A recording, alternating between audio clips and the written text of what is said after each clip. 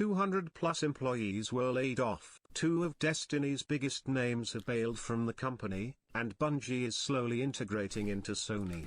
It's Sojo ever. What's happened with Bungie? Someone asked this last stream as well. Uh-oh. Yeah, because they had the final shape, right, for Destiny 2. And apparently that, even though it sold well, they were just like, nah, we're good. Who owns Bungie again? It's not Microsoft, isn't it Sony? Mass Bungie layoffs draw fury. Bungie announced yesterday it would lay off 220 employees, 17... Wow, Bungie is massive. I didn't know they had that many employees. Isn't that like Valve? Valve only has like 150 or something, but they're paid like millions each because they're all like proper pros. But 220 only being 17%. Damn. They move 155 roles within Sony Interactive Entertainment and take 40 or so to create a new sub-studio. No. I guaranteed it's going to be more superhero stuff. Like, guys, if you're hyped for like Wolverine and that from Insomniac, that's great. But I'm so sick of superhero games. And as soon as I hear Sony, I know what's going to happen. It's a decimation of the company, which comes after 100 layoffs late last year. It's like the, what's that group in Sweden that has all the holdings? It's a Sweden company. Isn't it Embracer Group or something? It's called Embracer, I think. Yeah, that's it. Yeah, they're the one that like holds on to like so many video games. Yep. Every game there, they've killed off. Tomb Raider. I mean, Tomb Raider didn't fall off. Deus Ex fell off. Borderlands fell off. Thief actually never had a chance.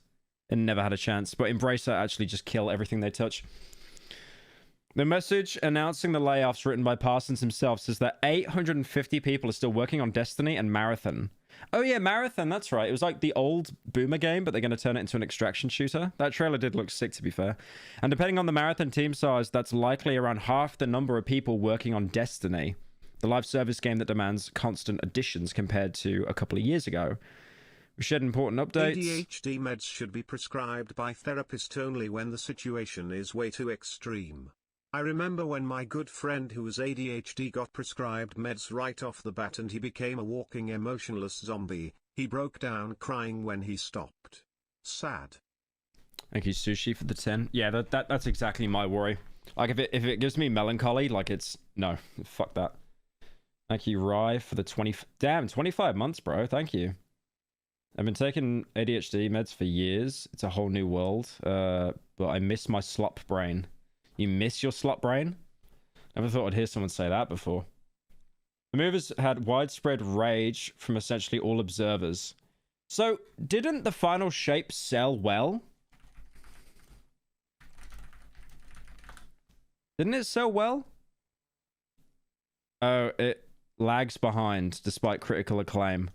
It sold less than Lightfall. Was Lightfall the second last one? Is the final shape the last DLC, by the way? Because I swear they've said they're doing the last DLC about 18 times.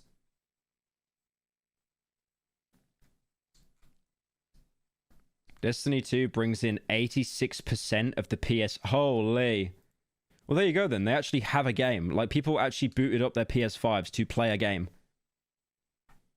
It's the final... Yeah, it's supposedly the last. Didn't the game come out like 10 years ago? Like, they're just still pumping content. The Bungie layoffs couldn't be avoided even if Destiny 2 had a blockbuster performance, says report. They were planned out months ago, they told the journalists, according to Tortilla. Bungie overstated the studio's financial prospects. So basically, Sony's going to kick them off and then like absorb them into like a sub-company. They were laying off 220 people, about 70% of their total workforce.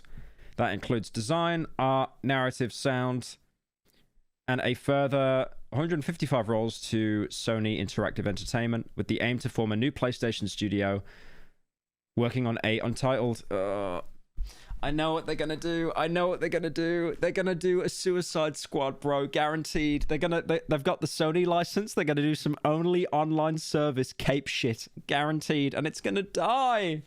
It's gonna be DOA. Like, Suicide Squad was such a good game, but the gameplay loop was awful. They milked that game. The cutscenes in that game were phenomenal. The gameplay was pretty fun.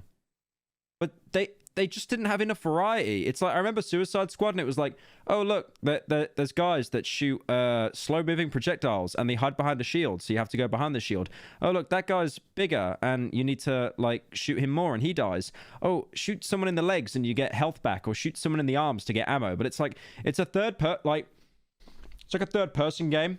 It's like your crosshair is here and your little guy is there. And it's like, who the hell is going to use precision to shoot someone in the legs to get, like, armor back? Like it's Doom Eternal or something in a third-person game. You can't use precision there. I mean, yeah, there are snipers and stuff you can use, but I was playing as King Shark the entire time, just as a minigun. You're not going to use precision. Did anyone see my video, by the way, yesterday on Suicide Squad, and how it was like, the new boss for the DLC was just reskinned? It was the Flash again. They did the same thing to then he became Superman. Team, and then they got pawned off to Saber Interactive, and now it's just sitting in development hell, but it's still being worked on even though everyone thinks that it's dead. Yeah, that's the worst thing about it. It's like you have what's a good example? The problem is with so much media, like video games and movies and TV shows, the license holders just sit on it. I mean, a good example is like all the old like Rare stuff, right? Like Perfect Dark, like GoldenEye. You can't play that stuff. You can, but it's hard to. Like, I can't just like look up Perfect Dark on Steam and like find it and play it. And Perfect Dark is such a good game, by the way. Let me show you.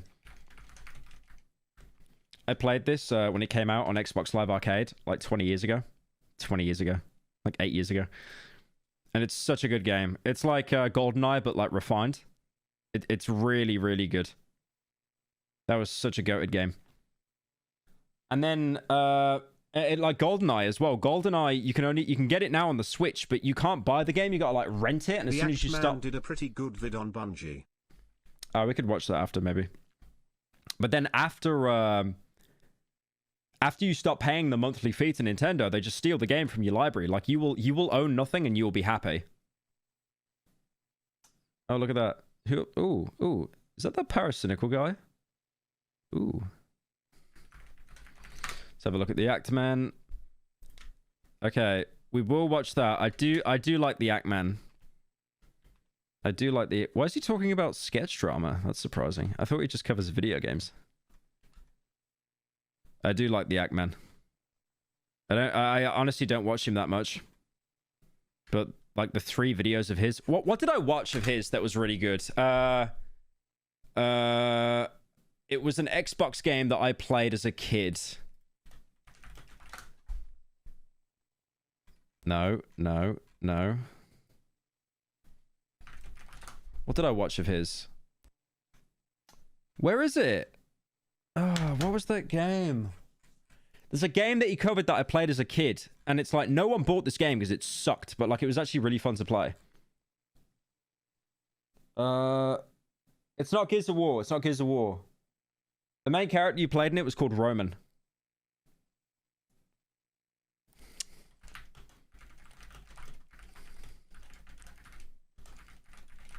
Okay. No, not Rise, Son of Rome. How can I not find this? There it is. There it is. What game? Armed and Dangerous. That's right. That's right. Yeah, I played this game as a kid. That's what... Yeah, I watched that video of his. That's like the only video of his I've watched in full. Because it covered a game that I played as a kid. Like, that game is garbage, though. It's just ass. What? But yeah, that was an interesting watch, definitely. He did a good job with that.